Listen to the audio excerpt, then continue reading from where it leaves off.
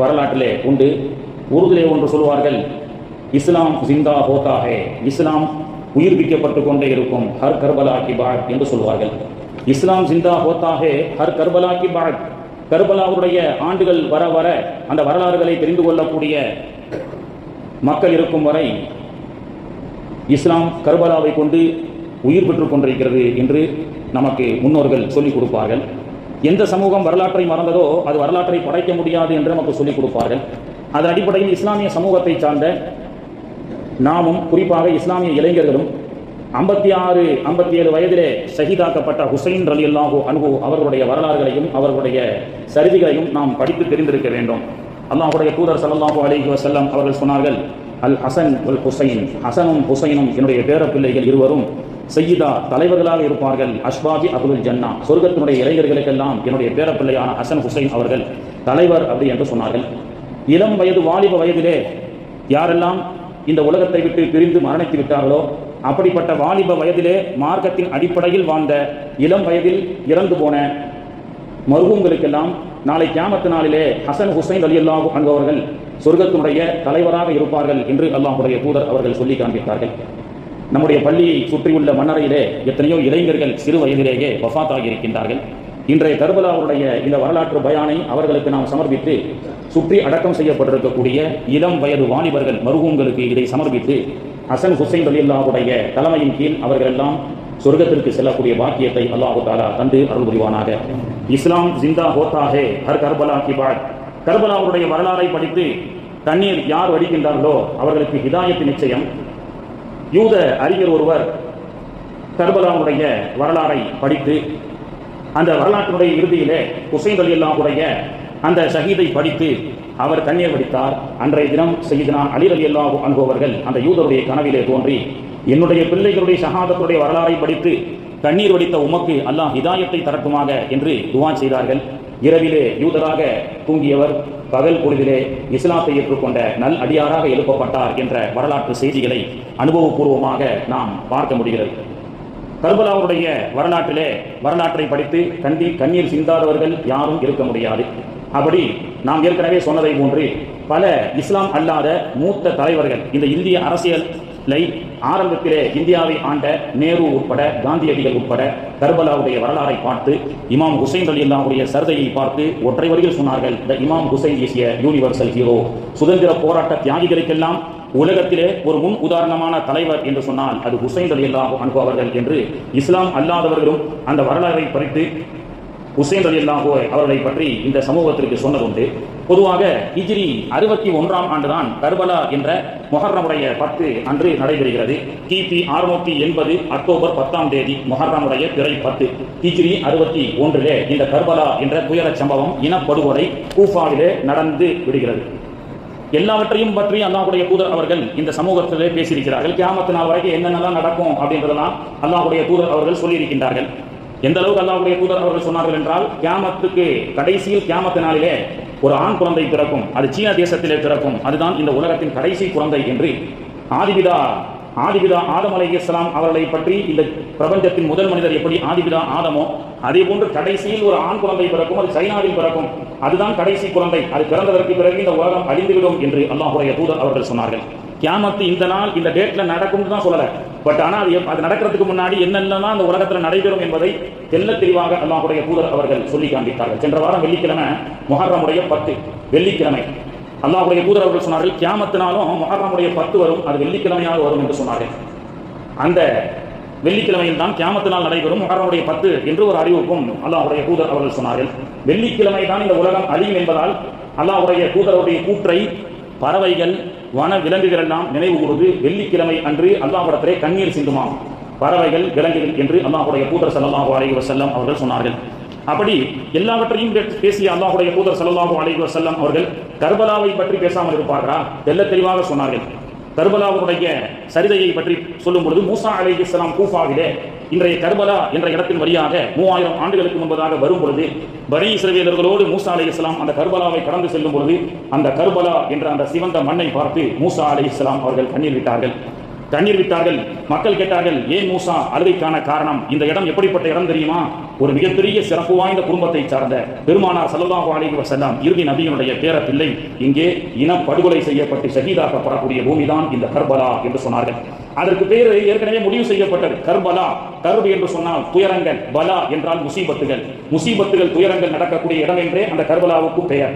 இந்த சம்பவம் நடைபெறுவதற்கு முன்பே கூஃபா தேசத்தில் ஈராக்குக்கு பக்கத்தில் இருக்கக்கூடிய இன்றைய கர்பலாவுக்கு அது கர்பலா என்று சொல்லப்பட்டது. இப்படி மூசா அலைஹிஸ்ஸலாம் அவர்கள் தொடர்ந்து பெருமானார் ஸல்லல்லாஹு அலைஹி வஸல்லம் அவர்கள் ஒரு முறை உம்மு சலமா ரலியல்லாஹு அன்ஹா தன்னுடைய மனைவிமார்கள் ஒருவரான அவர்கள் வீட்டிலே தங்கி இருக்கின்றார்கள். திடீரென்று ஒரு மலக்கு விஜயம் புரிகிறார்கள். பைஹகியிலே பதிவு செய்யப்பட்ட ஹதீஸ். திடீரென்று ஒரு மலக்கு வருகிறார். அல்லாஹ்வுடைய தூதர் சொன்னார்கள், இதுக்கு முன்னாடி அவர் உலகத்துக்கு வந்ததும் இல்லை, அவர் நான் பார்த்ததும் இல்லை, முதலாக அந்த மலக்கு வருகிறார்.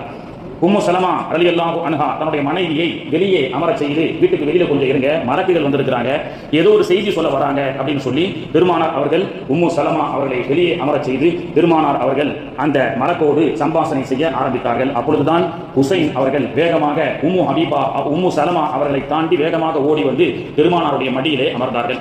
அப்பொழுது வந்த மலக்கு சொன்னார், இதோ உங்களுடைய பேரப்பிள்ளை கர்பலா என்ற இடத்திலே ஷஹீதாக்கப்படுவார், இனப்படுகொலை செய்யப்படுவார் என்று அந்த மலக்குகள் சொல்லி அந்த கர்பலாவுடைய மண் இதோ என்று பெருமானாரிடத்திலே கொடுத்ததாகவும் அந்த மண்ணை உம்மு சலமா ரலியல்லாஹு அன்ஹா பெருமானார் அவர்கள் சொன்னார்கள்.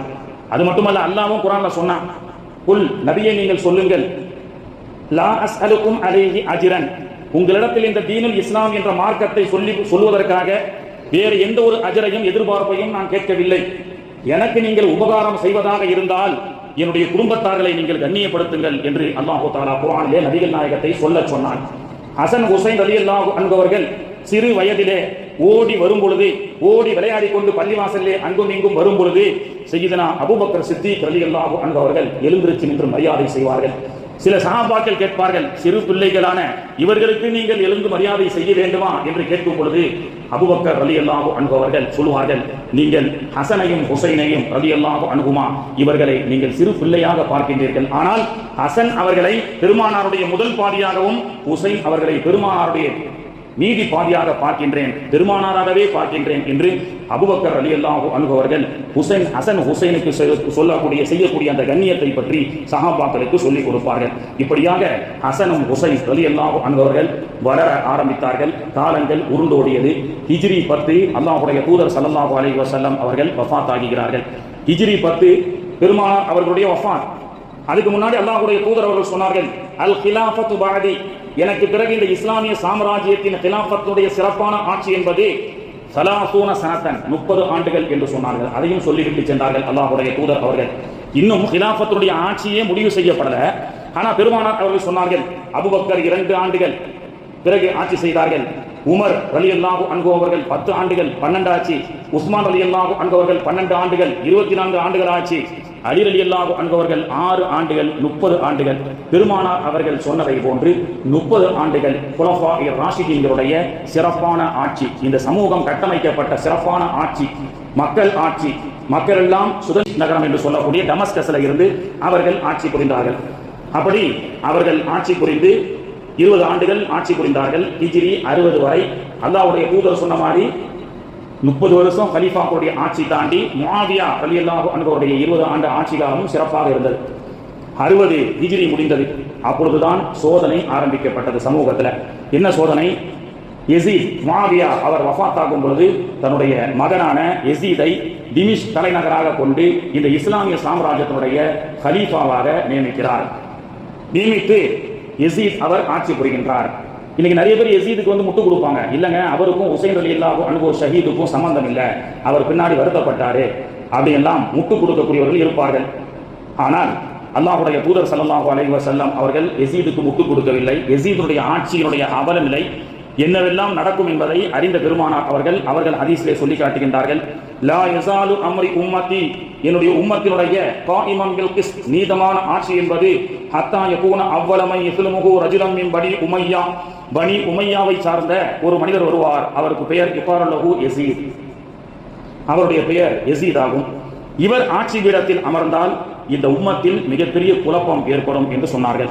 யஸீதுடைய அபாயகரமான ஆட்சி, யஸீதுடைய கொடுங்கோல் ஆட்சி, யஸீதுடைய ஆட்சியை பற்றி பெருமானார் ஸல்லல்லாஹு அலைஹி வஸல்லம் அவர்கள் சொல்லி காண்பித்தார்கள். அப்படிப்பட்ட அபாயகரமான ஆட்சி, மக்களின் மீதான அடக்குமுறை ஆட்சி. மக்கள் யசீதின் ஆட்சியை வெறுத்தார்கள். அநீதியான கட்டுப்பாடுகளால் மக்களை அவமதித்தார்கள். அரசாங்கத்தின் தவறுகளை சுட்டிக்காட்டும் அமைப்புகள் மீது கடும் பொய் வழக்குகள் போட்டார்கள். பொதுமக்களை மிரட்ட ஆரம்பித்தார்கள். ஆட்சியாளர்களுக்கு எதிராக மக்கள் சொல்லக்கூடிய அநீதங்களை அவர்கள் மக்களின் மீது அடக்குமுறை செய்தார்கள். இன்றைய ஆட்சி அன்றைய ஆட்சி நீங்க கம்பேர் பண்ணி பார்க்கணும்னு அவசியம் இல்லை. இந்த மாதிரி ஒரு ஆட்சி தான் கூஃபாவிலே நடைபெற்றது. கூஃபாவுடைய மக்கள் மிகப்பெரிய இன்னல்களுக்கும் துன்பங்களுக்கும் ஆளாக்கப்பட்டார்கள். சுதந்திர ஆட்சியை தாண்டி ஹிட்லருடைய ஆட்சியாக கூஃபாவிலே யசீதுடைய தலைமையின் கீழ் நடக்கக்கூடிய கூஃபாவினுடைய ஆட்சி நடைபெற்றது. இந்த ஆட்சியினுடைய அவலங்களை எல்லாம் தாங்க முடியாத மக்கள் மக்காவிலும் மதீனாவிலும் வாழ்ந்து கொண்டிருந்த ஹுசைன் ரலியல்லாஹு அன்ஹு அவர்களுக்கு கடிதம் எழுதுகிறார்கள். என்ன கடிதம் எழுதுகிறார்கள்? கூஃபாவிலே ஆட்சி அடக்குமுறை ஆட்சியாக இருக்கிறது, எங்கள் தேசத்திற்கு சுதந்திரத்தை வாங்கி கொடுத்து எங்களுக்கு நீளமான ஆட்சியை வழங்குங்கள் என்று மக்காவிலும் மதீனாவில் கொஞ்ச நாள் ஹுசைன் ரலியல்லாஹு அன்ஹு அவர்கள் இருந்தார்கள். அங்கும் பல்லாயிரம் கடிதங்கள். பிறகு மக்காவுக்கு சென்றார்கள். அங்கும் பல்லாயிரம் கடிதங்கள். 18,000 கடிதம் முதல் 60,000 கடிதம் வரை கூஃபா தேசத்து மக்கள் ஹுசைன் ரலியல்லாஹு அன்ஹு அவர்களுக்கு எழுதினார்கள்.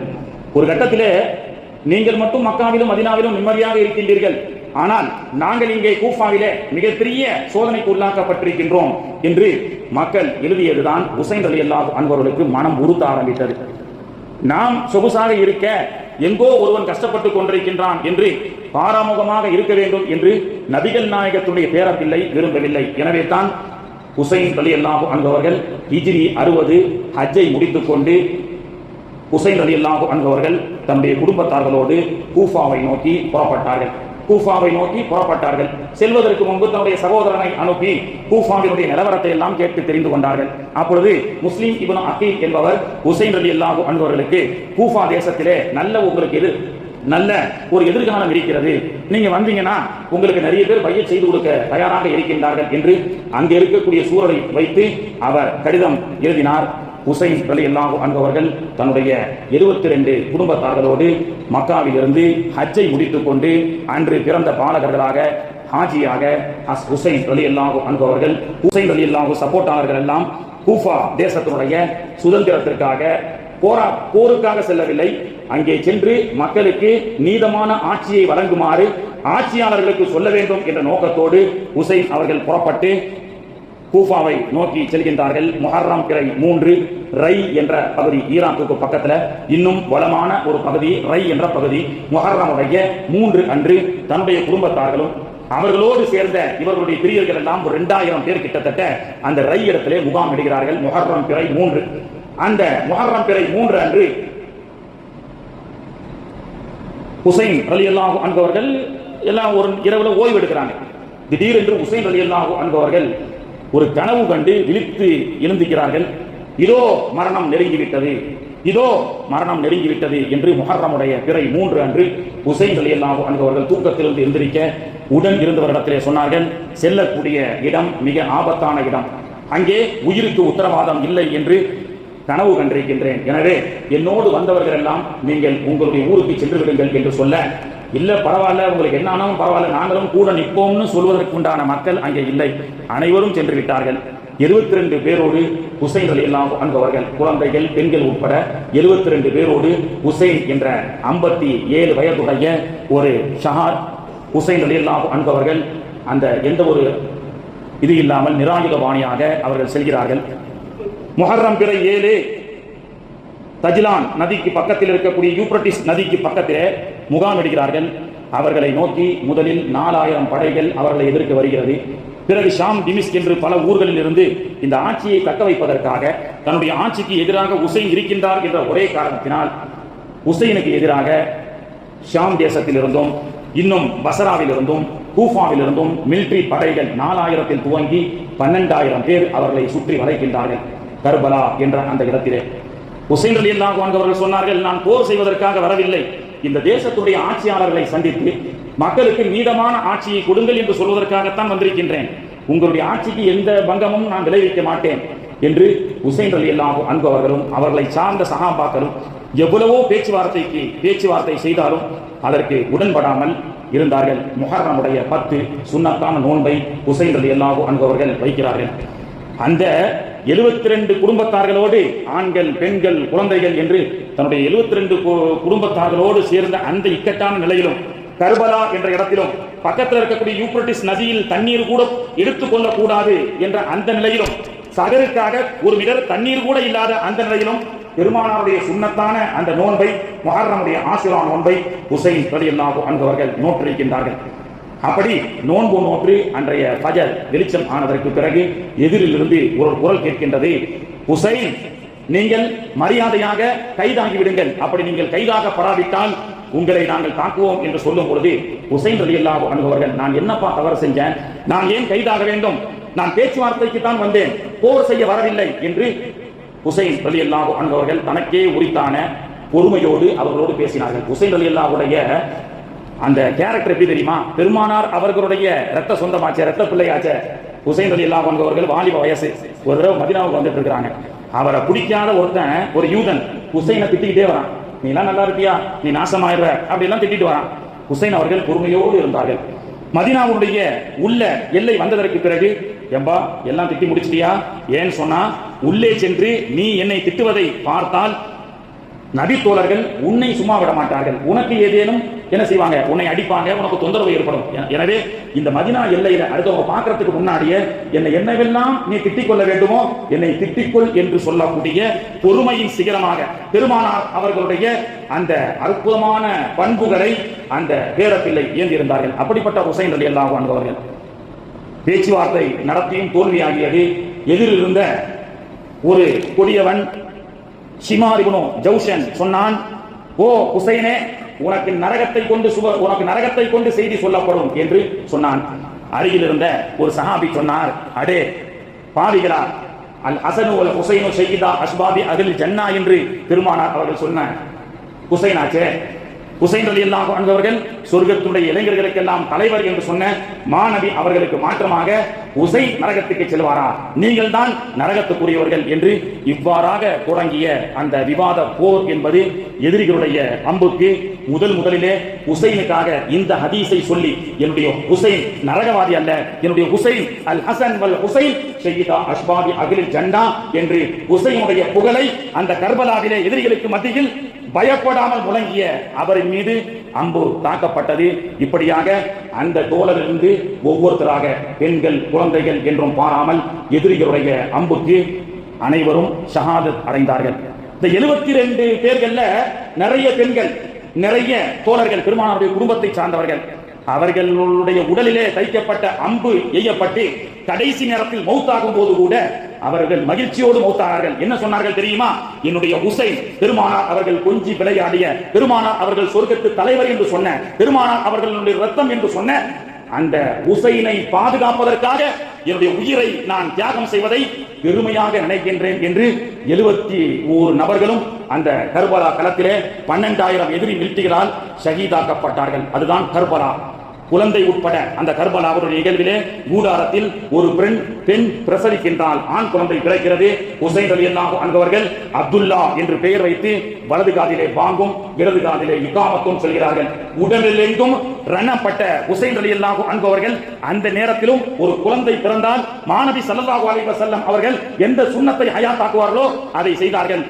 வாங்க சொன்னார்கள், இகாமத் சொன்னார்கள். அந்த குழந்தைக்கு அப்துல்லா அப்படின்னு பெயரை வைத்து ஹுசைன் ரலியல்லாஹு அன்ஹு அவர்கள் கையிலே வைத்த மாத்திரத்திலே எதிரிகளிடத்திலிருந்து ஹுசைனை வைத்த குறி அந்த குழந்தையினுடைய நெஞ்சிலே பாய்ந்து பிறந்த அப்பொழுதுதான் பிறக்கப்பட்ட அந்த குழந்தை வாங்கு சொல்லப்பட்டு இகாமத் சொல்லப்பட்டு அப்துல்லா என்று பெயர் வைத்த மாத்திரத்திலேயே ஹுசைனை நோக்கி வந்த அந்த அம்புக்கு அந்த பிஞ்சு குழந்தை இரையானது. ஹயாத்தாக கொண்டு வந்த அந்த குழந்தையை ஹுசைன் ரலியல்லாஹு அன்ஹு அவர்கள் சிதைக்கப்பட்ட குழந்தையாக அந்த கூடாரத்திற்கு எடுத்துச் செல்லும் பொழுது அந்த குழந்தையை பெற்றெடுத்த தாய் அழுது, அவளுக்கு ஒருவித சந்தோஷம், என்னுடைய குழந்தை பிறந்து அப்துல்லான்னு பேர் வைக்கப்பட்டாலும் பெருமானாருடைய பேர குழந்தையுடைய உயிரை காத்த பெருமை என்னுடைய குழந்தைக்கு உண்டு என்று அந்த 10 மாதம் சுமந்த அந்த தாய் கூட ஹுசைனுக்காக என்னுடைய குழந்தையை ஷஹீதாக்கப்படுவதை நான் கர்பாவிலே பெருமை அடைகின்றேன் என்று சொன்னவர்கள் தான் கர்பலாவுடைய தியாகிகள். பிறகு ஹுசைன் ரலியல்லாஹு அன்ஹு அவர்கள் மீது ஷிமார் இப்னு ஜௌஷனுடைய அம்பு பாய்கிறது. ஹுசைன் ரலியல்லாஹு அன்ஹு அவர்கள் கர்பலாவுடைய மண்ணிலே சாய்ந்து விழுகிறார்கள். ஷஹாதத் என்ற வீர மரணம் அடைகிறார்கள். இன்னா லில்லாஹி வ இன்னா இலைஹி ராஜிஊன். பெருமானாருடைய பேர குழந்தைகளை இந்த சமூகம், கூஃபாவினுடைய துரோகிகள், ஆட்சியாளர்கள் தன்னுடைய ஆட்சியை தக்க வைப்பதற்காக பெருமானாருடைய பேர பிள்ளையான ஹுசைன் ரலியல்லாஹு அன்ஹு அவர்களை கர்பலாவிலே கொன்று குவித்தார்கள். இதுதான் கர்பலாவுடைய வரலாறு. கர்பலாவில் நடந்தது போர் படுகொலை அல்ல, அது ஒரு இனப்படுகொலை என்று சொல்லப்பட்டது. பெருமானார் அவர்கள் சொன்னார்கள், இதோ என்னுடைய பேர பிள்ளைகள் இந்த சமூகத்துடைய தூணாக, இந்த சமூகத்திற்கு சுதந்திரம் கொடுக்கக்கூடிய தியாகிகளாக இருப்பார்கள். தரக்கு ஃபீக்கும் அம்ரைன் லன் ததில்லு மா தமஸ்ஸகும் பிஹிமா கிதாபுல்லாஹ் வ இத்ரதி. ஓ சமூகமே, ஹஜ்ஜத்துல் விதாவிலே பெருமானார் அவர்கள் 1,00,000க்கும் மேற்பட்ட சஹாபாக்களை வைத்து சொல்லிக்கிறார்கள், ஓ தோழர்களே, உங்களுக்கு ரெண்டை விட்டு செல்கின்றேன், ஒன்று குர்ஆன், இன்னொன்று என்னுடைய குடும்பத்தார்கள் என்று பெருமானார் அவர்கள் சொன்னார்கள். இன்று வரை பலஸ்தீன் போன்ற நாடுகளிலே நடக்கக்கூடிய இனப்படுகொலையை தட்டி கேட்பதற்கு அரபு தேசம் வரவில்லை என்று மூமின்களே கவலைப்படாதீர்கள். அல்லாஹ்வுடைய தூதர் ஸல்லல்லாஹு அலைஹி வஸல்லமுடைய சத்திய வாக்கு பலஸ்தீனை அழித்தான். லெபனானிலே 4000க்கும் மேற்பட்ட பொதுமக்களையும் குழந்தைகளையும் பெண்களையும் கொன்று குவித்துக் கொண்டிருக்கின்றான் இஸ்ரேல்.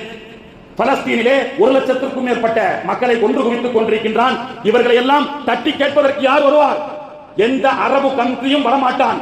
அவரெல்லாம் இஸ்ரேலுக்கு ஆதரவாகத்தான் இருப்பான், அடிமையாகத்தான் இருப்பான். ஆம், ஒருவர் வருவார், அவரைத்தான் உலகம் எதிர்பார்த்துக் கொண்டிருக்கின்றது.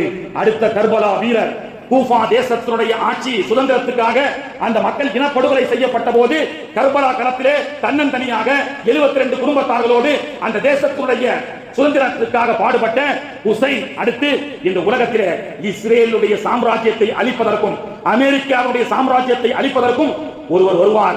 அவர் யார் தெரியுமா? பெருமானார் அவர்கள் சொன்னார்கள், அவர்கள் தான் மஹ்தி. புகாரியிலே முஸ்லிமிலே சொல்லப்பட்டிருக்கிறது.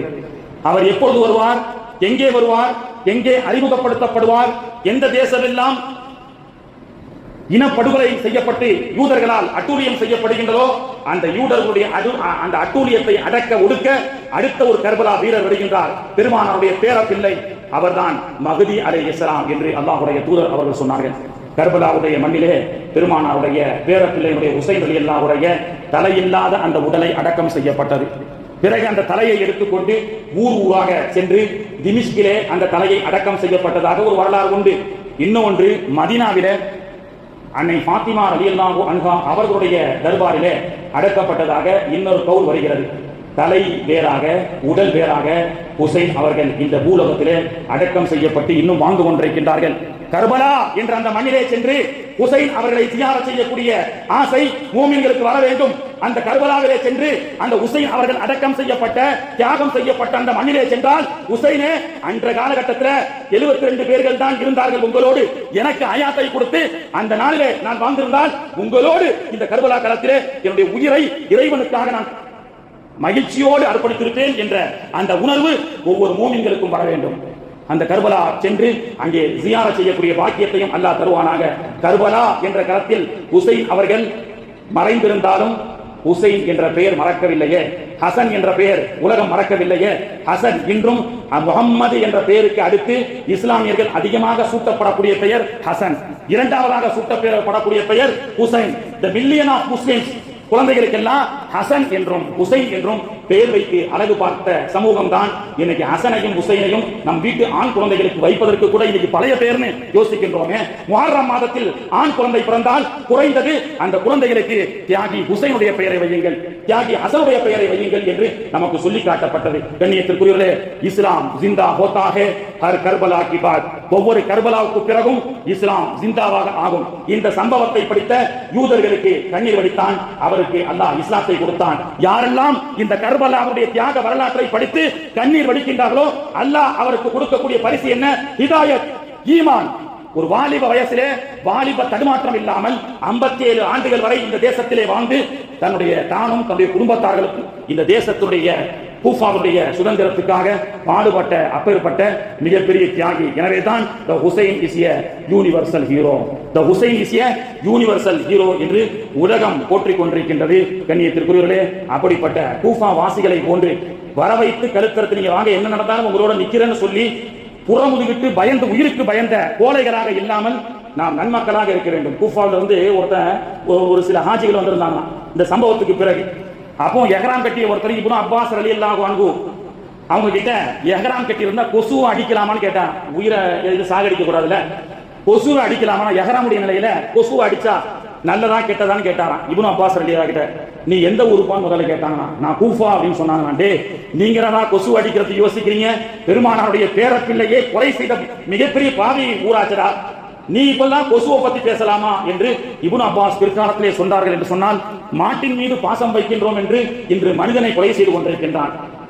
கால்நடைகளின் மீது பாசம் வைக்கின்றேன் என்ற பெயரிலே அக்லாக்கு போன்ற பொதுமக்களை எல்லாம் அடித்து கொலை செய்கின்றான். இதே ஆட்சிதான் கூஃபாவிலே நடந்தது என்பதை தெரிந்து கொள்ள வேண்டும். அநியாயம் நடக்கின்ற ஆட்சிக்கு எதிராக அந்த தேசத்தினுடைய சுதந்திரத்துக்காக ஒரு குரல் எப்பொழுதும் கேட்டுக்கொண்டிருக்கக்கூடிய குரல். அந்த குரல் கேட்கும் காலமெல்லாம் ஹுசைன் பேசிக்கொண்டே இருப்பார், ஹுசைனுடைய தியாகம் பேசப்பட்டுக் கொண்டே இருக்கும். அல்லாஹ் தஆலா அப்படிப்பட்ட தியாக வரலாற்றை தெரிந்து கொண்டு வாலிப பருவத்திலே இறை ஒழுக்கத்தோடு நன்னெறியோடு வாழக்கூடிய பாக்கியத்தை நம்முடைய வாலிப பிள்ளைகளுக்கு அல்லாஹ் தஆலா தந்து அருள் புரிவானாக. வாகிர் தஅவானா அல்ஹம்துலில்லாஹி ரப்பில் ஆலமீன். அஸ்ஸலாமு அலைக்கும் வரஹ்மத்துல்லாஹி வபரகாத்துஹு. சுன்னத் தொழாதவங்க தொழுது கொள்ளுங்கள்.